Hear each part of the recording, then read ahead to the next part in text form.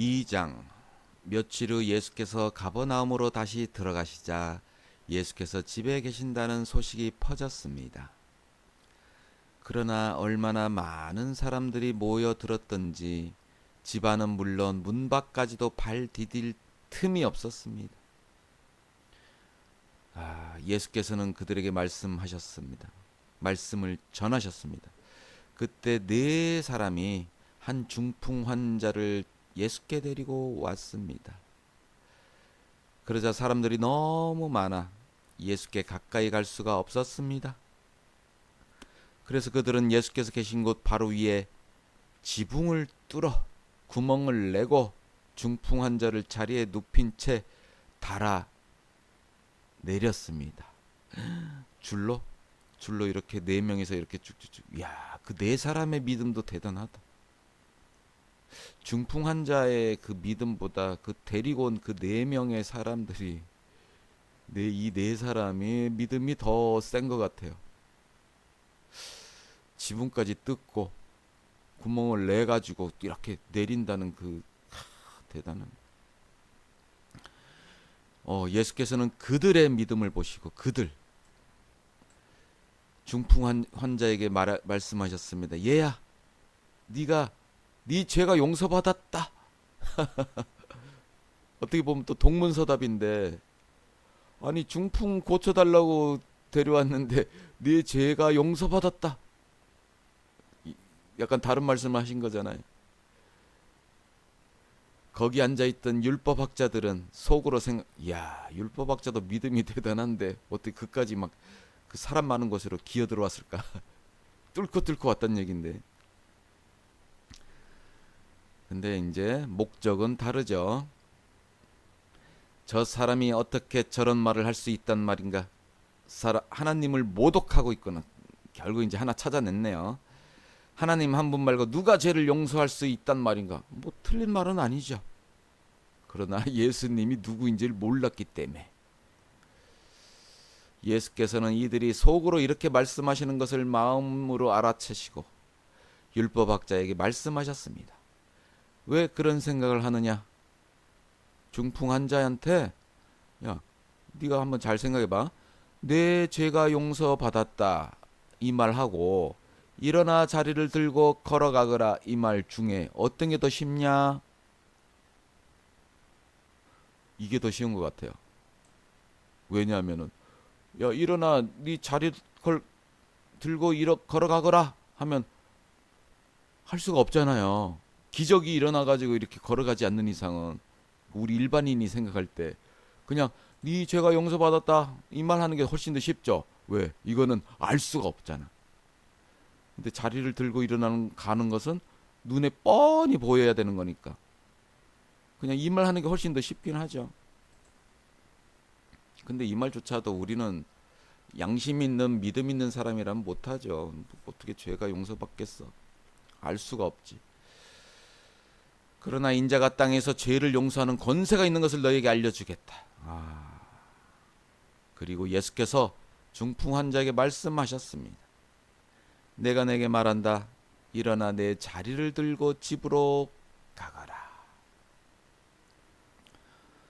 그러자 중풍 환자는 모든 사람들이 보는 앞에서 벌떡 일어나 자리를 들고 밖으로 나갔습니다. 이 사람도 믿음이 좋네요. 중풍 환자가 내가 일어나질까? 저 사람이 나한테 일어나라고 했지만 내가 일어나질까 하고 분명히 행위를 해야 돼요. 이 사람도 시도를 해야 돼요. 그래야지 일어날 수가 있는 거지. 그걸 믿지 않은 상태로 있으면 아무리 몸이 나았다 하더라도 일어날 수는 없는 겁니다. 예수님이 아무리 고쳐졌다 하더라도 이 사람도 믿음과 그 실행이 있어야 돼요. 행위가 있어야 돼요. 사람들은 모두 크게 놀라 하나님께 영광을 돌리며 이런 일은 난생 처음 본다. 볼 수가 없죠. 예수께서 다시 호숫가로 나가셨습니다. 많은 사람들이 나오자 예수께서 가르치기 시작하셨습니다. 그러고 나서 예수께서는 지나가시다가 세관에 앉아있는 알페오의 아들 레위를 만나셨습니다. 동명이인 많습니다. 레위. 나를 따라오너라. 예수께서 레위에게 말씀하시자 레위는 일어나 예수를 따랐습니다. 예수께서 레위의 집에서 식사를 하시는데 많은 세리와 죄인들이 예수와 그분의 제자들과 함께 음식을 먹고 있었습니다. 이런 사람들이 예수를 많이 따랐기 때문입니다. 집이 굉장히 넓은가 봐요. 바리새파 사람인 율법학자들은 예수께서 죄인들과 세리들과 함께 먹는 것을 보고 예수의 제자들에게 물었습니다. 어째서 너희 선생님은 세리와 죄인들과 함께 어울려 먹느냐? 예수께서 이 말을 들으시고 그들에게 말씀하셨습니다. 건강한 사람에게는 의사가 필요하지 않으나 병든 사람에게는 의사가 필요하다. 나는 의인을 부르러 온 것이 아니고 죄인을 부르러 왔다. 요한의 제자들과 바리새파 사람들이 금식하고 있었습니다. 몇몇 사람들이 와서 예수께 물었습니다. 요한의 제자들과 바리새파 사람들의 제자들은 금식을 하는데 왜 당신의 제자들은 금식하지 않습니까? 별걸 다 가지고. 예수께서 대답하셨습니다. 신랑이 함께 있는데 어떻게 결혼잔치에 초대받은 사람들이 금식을 할 수 있겠느냐? 신랑이 자기들과 함께 있는 한 금식할 수 없다. 그러나 신랑을 빼앗길 날이 올 텐데 그날에는 그들이 금식할 것이다. 뭔 말인지 알아들을 수가 없을 텐데. 그런데도 예수님은 그냥 이렇게 말씀을 하셨습니다. 왜? 이렇게 복음서에 이렇게 남기니까 뒷사람들을 알게 하기 위해서.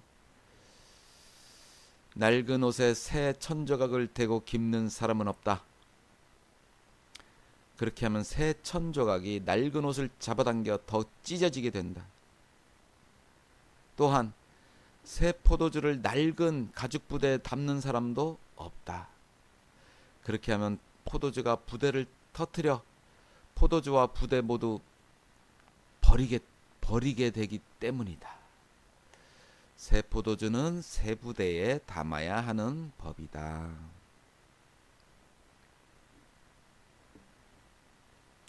알아들었을까요?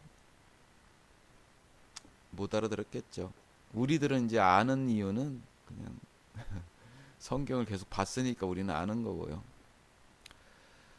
자, 안식일이에요. 예수께서 밀밭 사이를 지나시는데 함께 가던 제자들이 길을 내면서 이삭을 자르기 시작했습니다.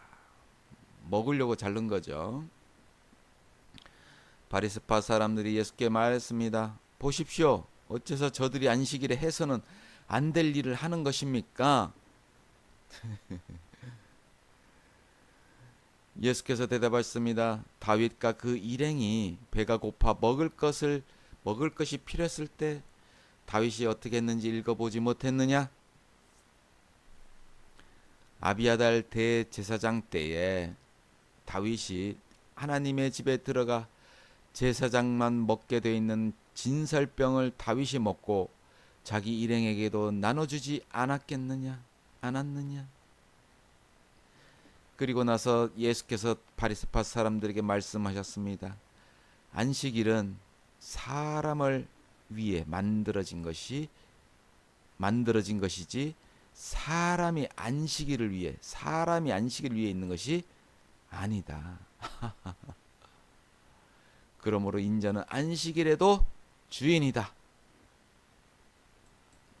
안식일을 지켜 거룩하게 하라 하신 하나님의 십계명에도 있지만은 안식일은 사람을 위해 만든 겁니다. 사람을 위해.